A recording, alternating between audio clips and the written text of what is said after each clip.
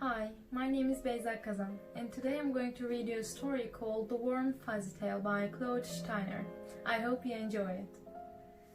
A long time ago, there lived two happy people called Tim and Maggie, with their two children, Joan and Lucy. To understand how happy they were, you will have to understand how things were at those days. You see, in those happy days, everyone was given a small, soft fuzzy bag when born. Anytime a person reached into this bag, they were able to pull out a warm fuzzy. Warm fuzzies were very much in demand because whenever someone was given a warm fuzzy, it made them feel warm and fuzzy all over. In those days, it was very easy to get warm fuzzies. Anytime that somebody felt like it, he might walk up to you and say, "I'd like to have a warm fuzzy." You would then reach into your bag and pull out a fuzzy the size of a child's hand. As soon as the fuzzy saw the light of day, it would smile and blossom into a large, shaggy, warm fuzzy. When you laid the warm fuzzy on the person's head, shoulder, or lap, it would snuggle up and melt right against your skin and make them feel good all over. People were always asking each other for warm fuzzies, and since they were always given freely, getting enough of them was never a problem. There were always plenty to go around, and so everyone was happy and felt warm and fuzzy most of the time. One day, a bad witch, who made salves and potions for sick people, became angry because everyone was so happy and feeling good, and no one was buying potions and salves. The witch was very clever and devised a very wicked plan. One beautiful morning, while Maggie was playing with her daughter, the witch crept up to Tim and whispered in his ear, "See here, Tim, look at all the fuzzies that Maggie is giving to you. You know, if she keeps it up, she's going to run out, and then there won't be any left for you." Tim was astonished.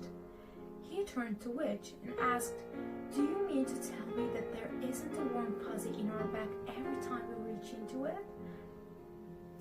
And the witch answered, "No, absolutely not. And once you run out, that's it. You don't have any more." With this, the witch flew away on a broom, laughing and cackling all the way. Tim took this to heart and began to notice every time Maggie gave away the warm fuzzy. He got very jealous and worried because he liked Maggie's warm fuzzies very much and did not want to give them up. He certainly did not think it was right for Maggie to be spending all her warm fuzzies on the children and other people. Tim began to complain or sulk when he saw Maggie giving warm fuzzies to somebody else. And because Maggie loved him very much, she stopped giving warm fuzzies to other people as often and reserved most of them for him. The children watched this and soon began to get the idea that it was wrong to give warm fuzzies anytime you were asked or felt like it. They too became very careful. They would watch their parents closely, and whenever they felt that one of their parents was giving too many fuzzies to others, they felt jealous and complained, and sometimes even had a tantrum. And even though they found a warm fuzzy every time they reached into their bag, they began to feel guilty whenever they gave them away, so they reached in less and less and became more and more stingy with them. Before the witch, people used to gather in groups of 3, 4, or 5, and never caring too much who was giving warm fuzzies to whom. After the coming of the witch, people began to pair off and to reserve all their warm fuzzies for each other, exclusively. When people forgot to be careful and gave a warm fuzzy to just anybody they worried, because they knew that somebody would probably resent sharing their warm fuzzies, people began to give less and less warm fuzzies and felt less warm and less fuzzy. They began to shrivel up, and occasionally people would even die from lack of warm fuzzies. People felt worse and worse, and more people went to the witch to buy potions and salves, even though they didn't really seem to work. Well, the situation was getting very serious indeed. The bad witch, who had been watching all of this, didn't really want people to die, since that people couldn't buy his salves and potions. So a new plan was devised. Everyone was given, free of charge, a bag that was very similar to the fuzzy bag, except that this one was cold, while the fuzzy bag was warm. Inside of the witch's bag were cold pricklies. These cold pricklies did not make people feel warm and fuzzy. In fact, they made them feel cold and prickly instead. But the cold pricklies were better than nothing, and they did prevent people's backs from shriveling up. So from then on, when somebody asked for a warm fuzzy, people who were worried about depleting their supply would say, "I can't give you a warm fuzzy, but would you like a cold prickly instead?"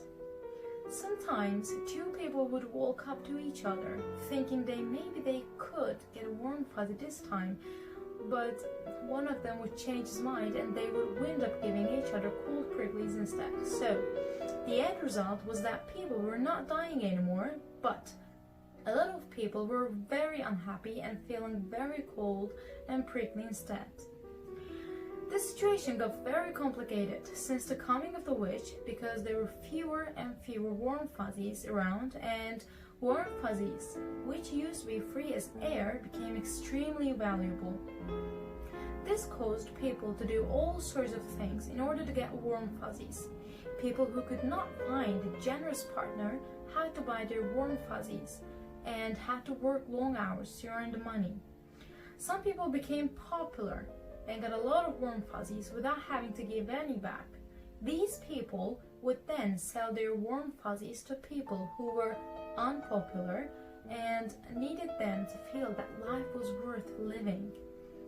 Another thing which happened was that some people would take cold pricklies, which were everywhere and freely available, and coated them white and fluffy so that they almost looked like warm fuzzies.